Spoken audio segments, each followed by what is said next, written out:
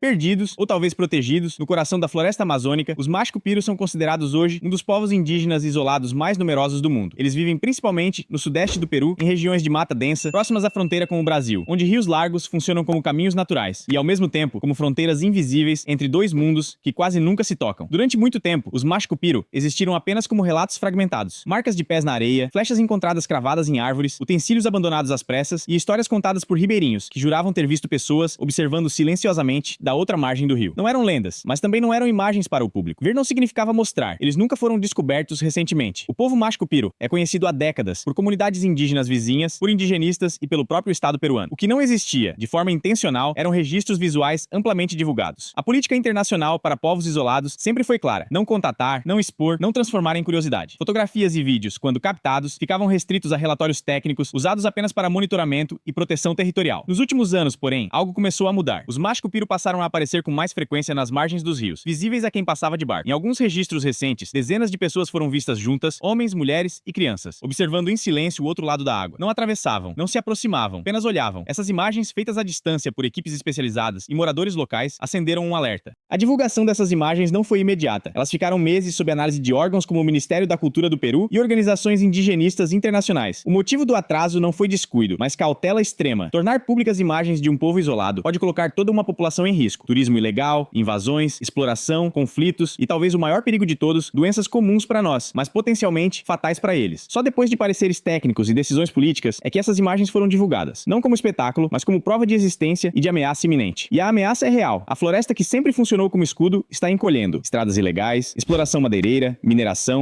narcotráfico e até rotas turísticas avançam cada vez mais perto de seus territórios. Especialistas acreditam que os avistamentos frequentes não indicam curiosidade, mas pressão ambiental. Com menos recursos disponíveis e mais barulho humano ao redor, os Machupiro parecem estar sendo empurrados para as bordas de seu próprio mundo. A história deles ajuda a explicar essa escolha radical pelo isolamento. No fim do século XIX e início do século XX, durante o ciclo da borracha, povos da região foram perseguidos, escravizados e mortos. O isolamento não surgiu como tradição cultural romântica, mas como estratégia de sobrevivência. Permanecer invisível foi a única forma encontrada para continuar existindo. E os Machupiro não estão sozinhos nessa decisão. Só no Brasil, existem mais de 100 registros de povos indígenas isolados, com dezenas oficialmente confirmados, principalmente na Amazônia. No Peru, na Colômbia e nas áreas de fronteira, há diversos outros grupos vivendo da mesma forma, sem contato permanente, sem imagens públicas, sem nomes conhecidos fora da floresta. Alguns são conhecidos apenas por vestígios, outros talvez nem isso. O mais desconcertante é perceber que em pleno século XXI, ainda existam sociedades humanas vivendo completamente fora da nossa lógica acelerada, fora da nossa necessidade constante de registro e exposição. Enquanto o mundo corre, consome e documenta tudo em vídeos curtos, os Machupiro seguem ali, observando em silêncio da outra margem do rio. Eles não pedem ajuda, não pedem contato, não pedem para serem vistos, apenas continuam existindo, o que hoje já é um ato de resistência. Quantos povos ainda existem justamente porque nunca foram vistos? E o que acontece quando o mundo finalmente olha para eles?